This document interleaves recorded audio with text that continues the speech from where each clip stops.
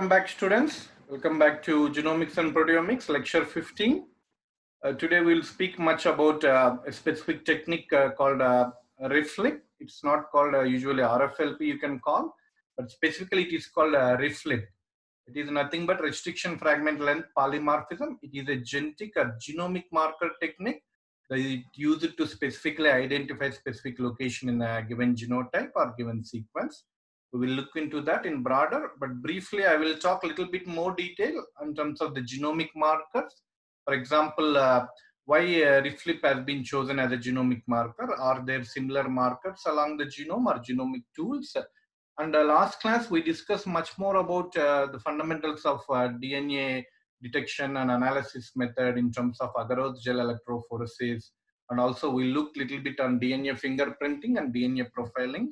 I specifically stressed on one concept that just without looking any of these RIFLIPs and other techniques, just looking on the gel, how is the banding pattern of the DNA gels changes given the intensity of the band. Given the length of the band, shorter fragments move faster, longer fragments stay back. And given the intensity, if the band looks thicker compared to the other band in the same size, that means that it has more quantity of the DNA. In per se, the size remains 1000 kb only. It will be in the gel in the 1000 kb region.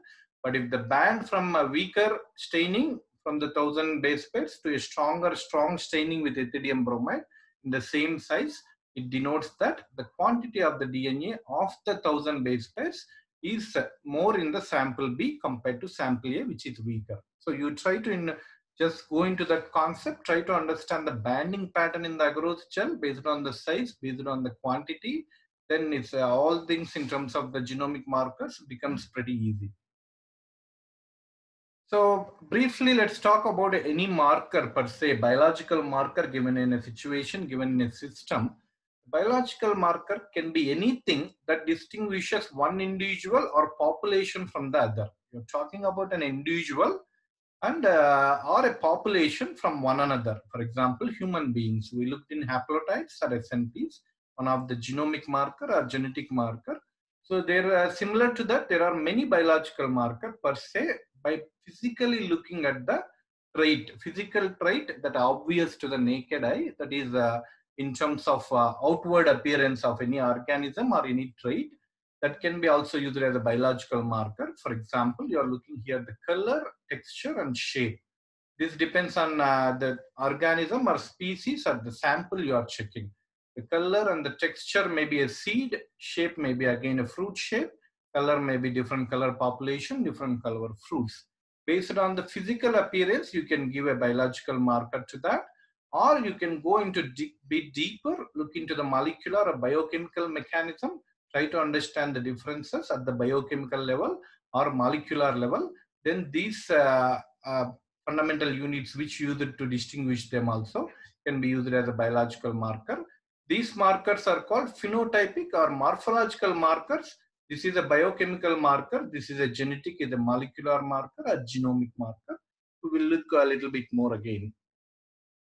So where do these variations, where do in terms of these differences come from in terms of the genes or in terms of biochemistry or in terms of the morphology? Fundamentally, it comes from the DNA itself, the fundamental genetic code that produces, each gene produces a protein. The protein differs from biochemically from species to species, organism to organism. And these together gives an outward appearance only. The color just don't come out of the blue. It comes from a specific color coded by a gene, specific shape coded by a gene, and specific texture coded by a gene through a protein only. So basically, fundamentally, it comes from genome only, but based on the phenotype, based on the biochemistry, they can change.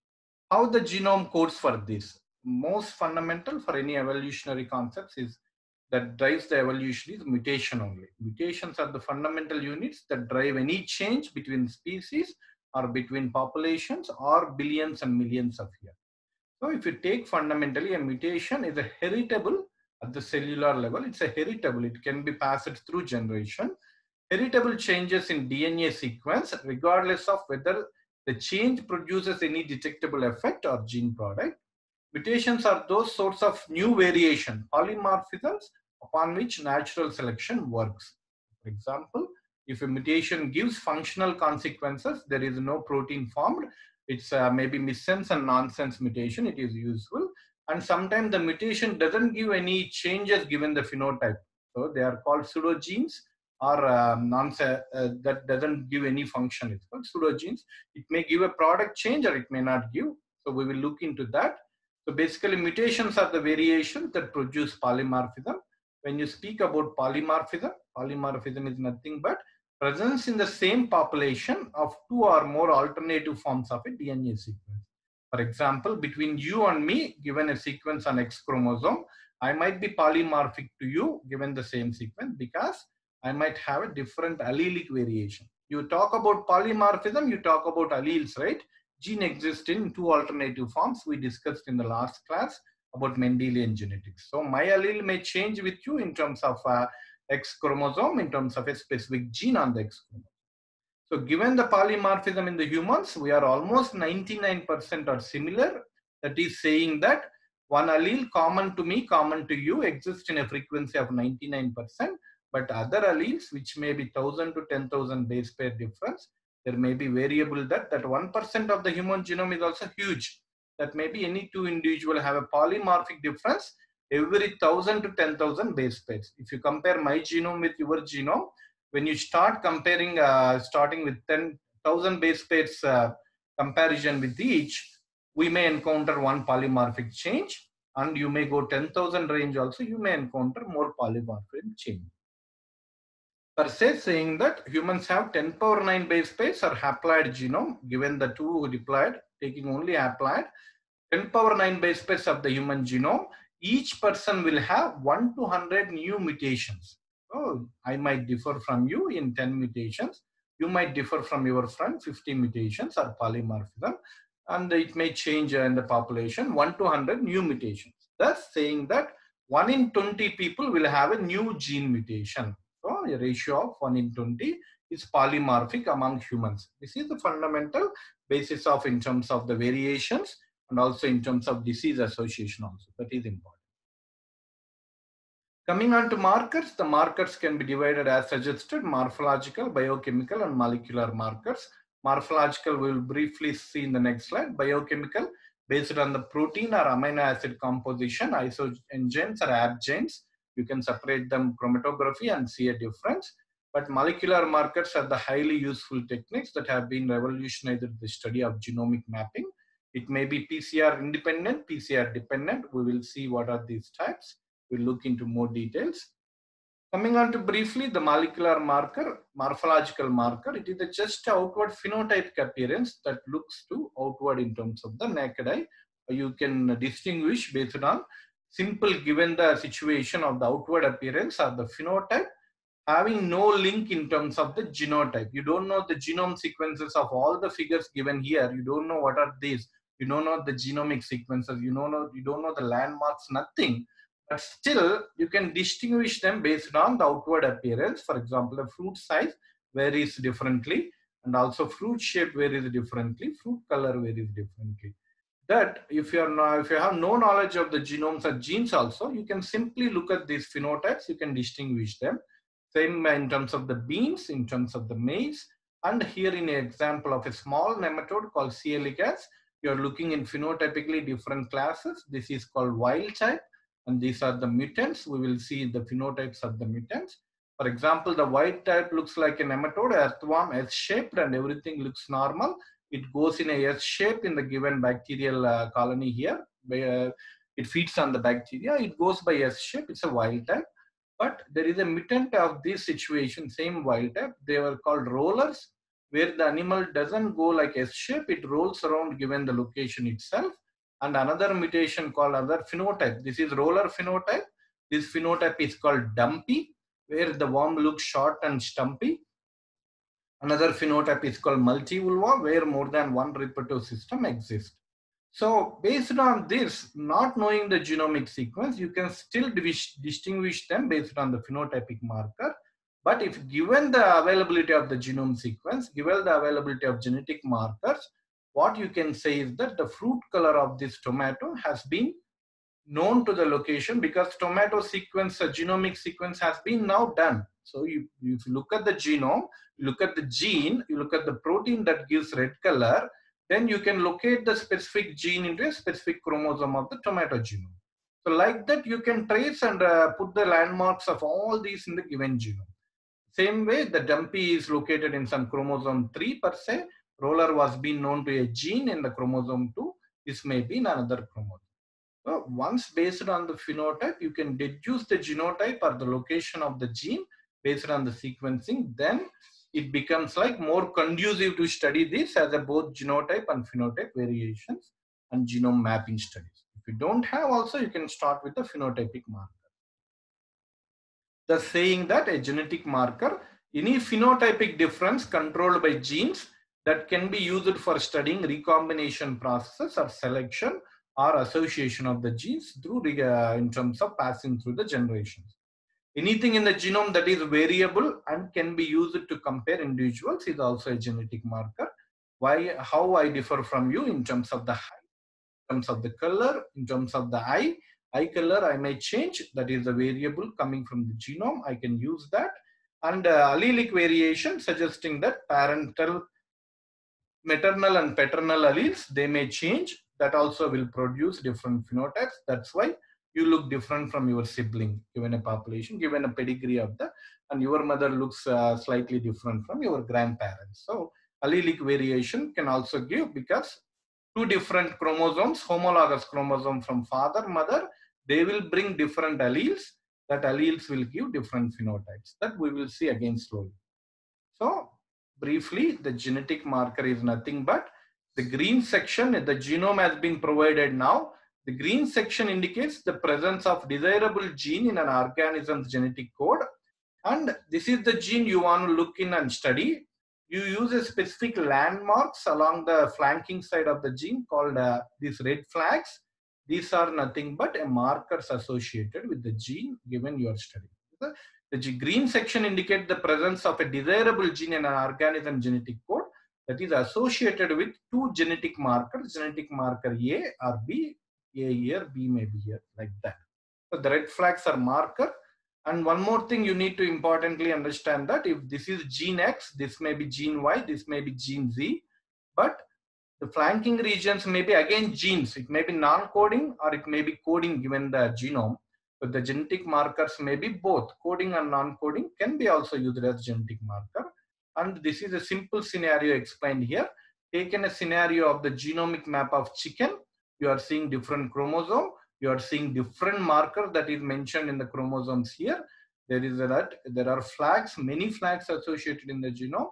Based on that, you can study a gene in between them, or in a pattern of the genes on the chromosome. So where do these markers come from? In terms of, if you go in depth into the genomes, into the genetics and genotypes, is nothing but a locus marker. Each gene has a particular place along the chromosome called locus or loci, multiple. And mutations may cause different alleles of the locus. Alternative forms of the same gene are called alleles. If the alleles are same, coming from father only, it's a homozygote. Alleles are heterozygote if coming from two, father and mother. And then that's nothing but it's called genotype of the given marker, homozygote or heterozygote. That we will look in terms of the allelic homologous chromosomes. So nothing but homozygous, alleles are the same, A and A. Heterozygous, alleles coming from different chromosomes or maybe parents, maternal and paternal. This is alleles are different, it is heterozygous. There is another condition called hemizygous. Per se, given the X chromosome, given the sex chromosome from humans, you may get X from the mother, you may get Y from the father, but the Y chromosome is shorter compared to X chromosome. And specifically, you are looking for a gene C that is coming from X chromosome that's specifically not there in the Y chromosome at all. So then there is a no homologous partner for it. So in this case, this expression of this gene is called hemizygous. Combination is called hemizygous. In this, only one allele will be expressed, that is per se X chromosome here. Homozygous, heterozygous, and hemizygous. This is also important. And probably this slide is a trait you are looking for. Tomato parent, seeds. And when you look at the seedling, specifically what I am saying that If you given the genome of tomato, you can look specifically already traits in terms of the smell, in terms of the color of the tomato, in terms of the shape of the tomato. You know the traits, you know the markers on the genome, you select them, and then you grow specifically selected markers from the seedling. You don't need to grow all of them because those traits you don't want that. You want the yield of the tomato to be more, color to be more.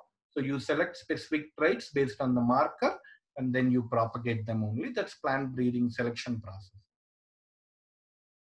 That's it. Again, one more summary of the genetic marker. These two we discussed, but the changes are given the landmarks of the genome, the polymorphisms.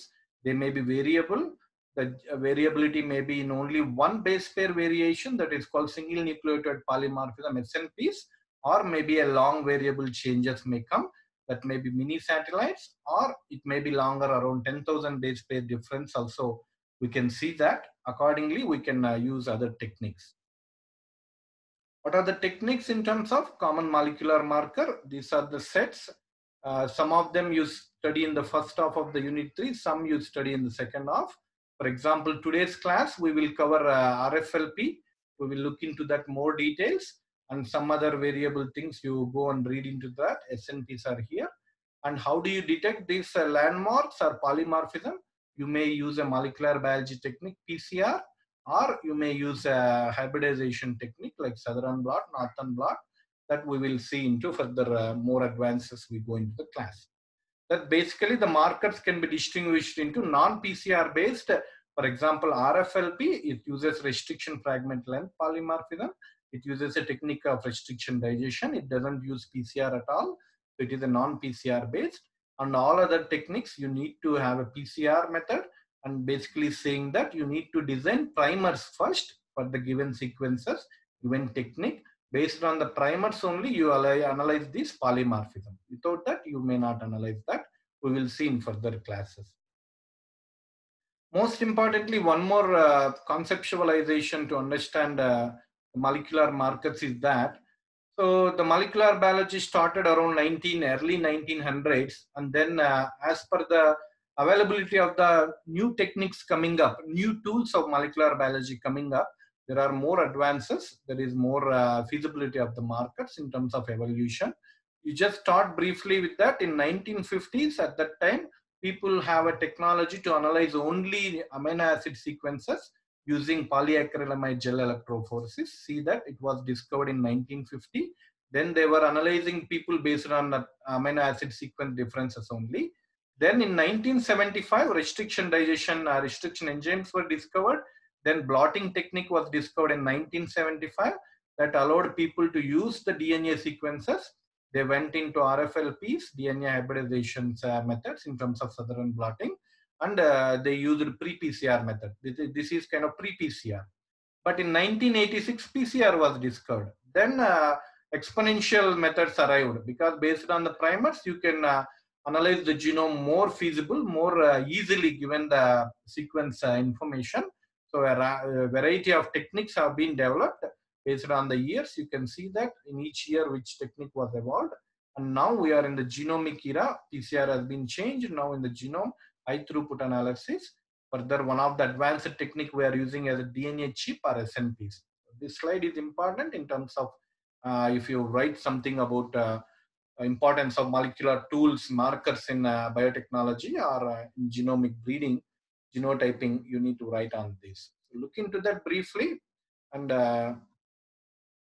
coming on to the properties of the molecular marker, it should be polymorphic. It should have a difference between populations. Codominant expression. So we will see briefly what is this codominant inheritance. We already looked in genetics, but I will refresh one more time. And it occurs throughout the genome, not in a specific, only chromosome 1 has polymorphism, other chromosome I don't care. It's not the way that a marker should have. It's spread over feasibility or spread over susceptibility all over the genome, so that all polymorphism given any location of the genome can be analyzed, and the results should be reproducible, easy, fast, and cheap to detect, and high resolution with large number of samples. The molecular marker fits to any of these features, then that is more suitable marker for analysis.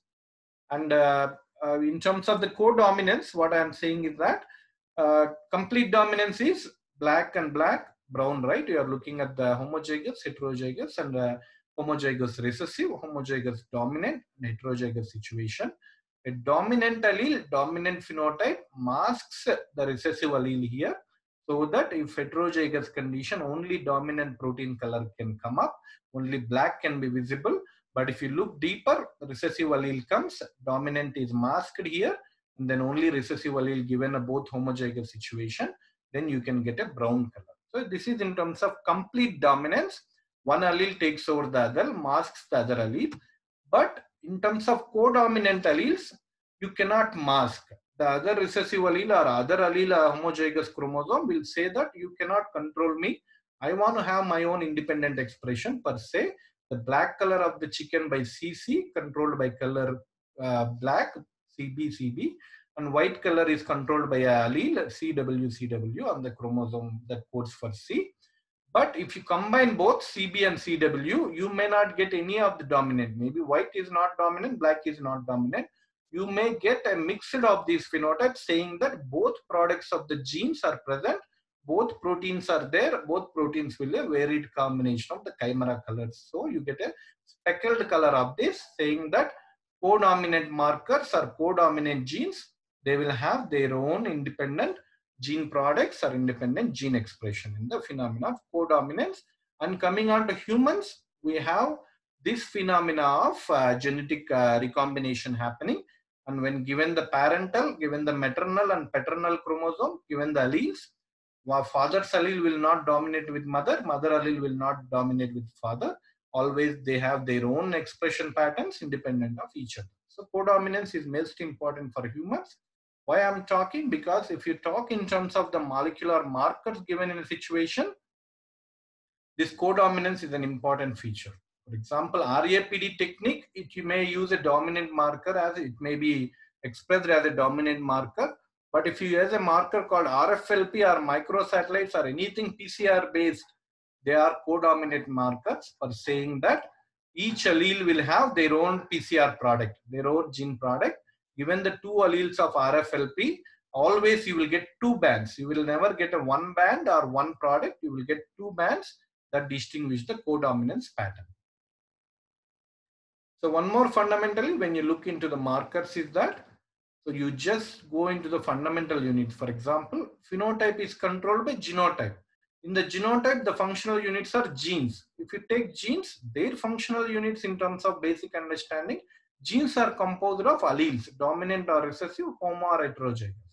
So each one of them will give different marker advantage. For example, genotype and phenotype, if you don't know the genes or genomic sequences, this is a molecular morphological marker, simply looking at the color, texture, and shape. But if you know the biochemistry in terms of what the gene codes in terms of the cellular product, the protein, then you can use a biochemical marker. But if you know the variations or alleles of the genes given that genome sequence available, then the DNA or molecular markers come. It's nothing but the genotype of the given organism. You go in terms of molecular markers, RAPD, SSR, EST, that comes here. If you understand fundamentally this slide, you understood most of the concept in Unit 3. Go and look into that, analyze it in more detail. This slide talks a little bit more on plant advantages in terms of how markers can help in plant breeding. They can help in characterization of germplasm. They can help in fingerprinting of genotypes. It's also in humans. Genetic distances between populations, inbreeds and breeding material. One of the concept quantitative trait loci and selection process also you can use based on the plant breeding experiments. And you cannot sometimes use same marker, or you can prefer one marker over the other. All markers are not equal, none are ideal. You might have to experiment yourself which marker can be used for your analysis better. You can use that for your own advantage. So given the resolution power of the molecular markers, you look in terms of the PCR, non-PCR, the best marker that then you can use to distinguish two different populations is SNPs. It's nothing but you can distinguish one individual, one human being over the other with just a single nucleotide change. What resolution you can ask for looking for polymorphism? As the more distance or more the base pairs, the more you use, increases exponentially. You are looking for one base pair change here. You are looking for maybe 100,000.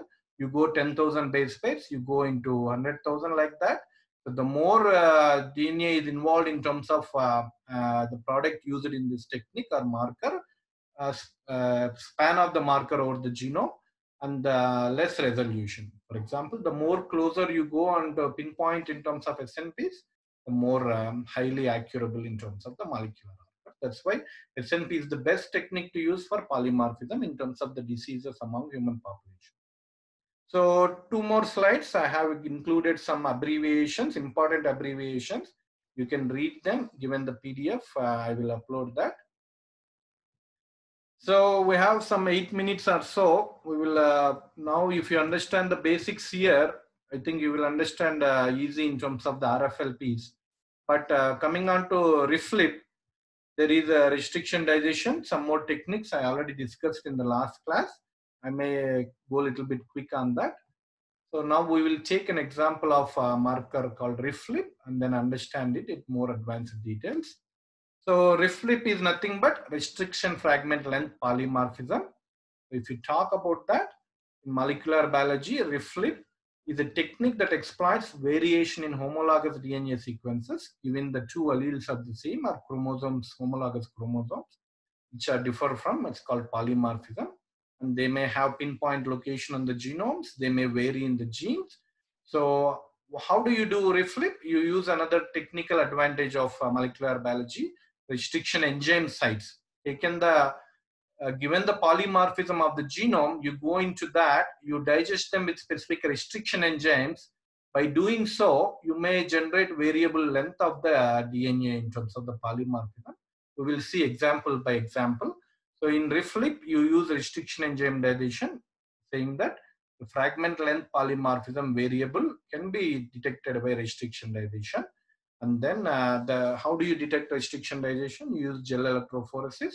Along with that, in RefLip, you use another technique called Sutherland blot for probing specific portion of the sequences of the genome or markers looking at the location of the genome. We will look into that. So basically, the technique involves you have a genomic DNA. First, you get the genomic DNA. You digest with them randomly with restriction enzymes to get genomic fragments. Look in the fragments here, one small, one large, one may be extra large. So there is variable fragments will come up based on the location of restriction enzymes. Then you analyze them through gel electrophoresis. Then you go for another method called blotting, where from the gel you transfer the DNA into another membrane. From that membrane, you can probe them specifically for looking at specific small fragment here. I don't want to look on every detail of these fragments. I want to go into specifically one small fragment here because this is the gene location I am interested. So I can probe from this random set of bands. I can probe specifically small fragments for my interest. That is called as a specific Sutherland blot technique for probing, isolating specific product of the digestion here. That we will look again. So coming on to more, if you talk in terms of the technique, in terms of the English, RefLip is based on DNA fragment length differences after digesting genomic DNA with one or more restriction enzymes. DNA is digested by one or more restriction enzyme, then the digested projects are analyzed in agarose gel and they are transferred to a membrane, nylon membrane. And once they are transferred, a specific probe can be used on this membrane that binds to specific only one band of the DNA, not everything, through a process called DNA hybridization, just like how a primer goes and binds the given DNA sequence in PCR. After hybridization, the binding exposes a specific probe will lighten up that gives X-ray film. That X-ray film is nothing but autoradiography that you look in like an X-ray sheet of the DNA gel. That we will look in a little bit more detail. So how these restriction fragments change by size, what I am saying. So you need to analyze them in terms of taking one example at a time. For example, chromosome A, chromosome B, you are looking homologous chromosome for a given human being. And the chromosome A, let's say it's paternal, it's coming from father. Chromosome B is maternal, coming from mother. Both are homologous chromosome, for example, X chromosome only. for example, chromosome 1, let's say that is an example. Given that from the father, there is these arrows represent restriction enzyme sites. So both chromosomes, both are being homologous, but they vary in terms of restriction sites given the same length of the chromosomes coming from two homologous chromosomes. For example, father has only two restriction sites, for example, for one of the specific restriction enzyme, EcoR1, he has only two sites, but mother, coming from mother chromosome, it has three sites of the same restriction division. So these two chromosomes differ in terms of the given restriction sites. And then if you carry forward restriction dilatation for this can be cut here, this can be cut here, giving 1 8 kb product between these two sites. But mother chromosome can be cut in several variable positions. For example, if it cuts here and here, it will give one smaller fragment, 3 kb fragment. If it cuts from here to here, it gives a 5 kb fragment. So given the restriction dilatation, given the time, so you may get only one product from father chromosome, but you may get two products from mother chromosome, which vary in terms of the position of the restriction enzymes and also length of the restriction enzyme dilatation. So if given a situation of that, how the alleles are formed in terms of homozygous or heterozygous condition, homozygous for mother, homozygous for father, a progeny coming from cross here, homologous recombination, AB will come, you will get different fragments of these gene products. For example, coming the alleles from the father AA, genotype is homozygous, you do the restriction dilatation, you get only one product that is 8 kilobase space size, and that product will be always on the top given the situation here in the agarose gel, because larger fragments stay, smaller fragments move faster in the gel. And the mother will have 3 kb and 5 kb is given the digestion, two products will come, and these products can be separated by size in the gel. This 3 kb and 5 kb, you are looking at mother homozygous here, two bands will come. Given the same homologous chromosome, father will have only one size or one band, mother will have different fragments, gives two sides based on the variability of that restriction enzyme sites present in the genome. And a heterozygous cross progeny coming from these allele, one dominant, one recessive. The AB will have a combination of all these because it has the father allele, it has the mother allele, saying that father chromosome, mother chromosome. Now you have these two chromosomes underwent restriction dilatation. You get one product that is 8 kb, one product 3 kb, one product 5 kb. So you will get 3 bands on a given gel. So this is nothing but the basis of restriction fragment length polymorphism. So if you understand how the technique is used and if you understand how the band pattern varies, then you can easily understand this concept. So now given the time less than 1 minute, I have to cover this today class. I will send in 5 minutes, one more link in the Zoom. We will resume the class again. So I cannot do it in further classes. I will send one more link in 15 to 20 minutes. We will finish reflip today. Otherwise, it will be confusing again. Okay, I will send one more link.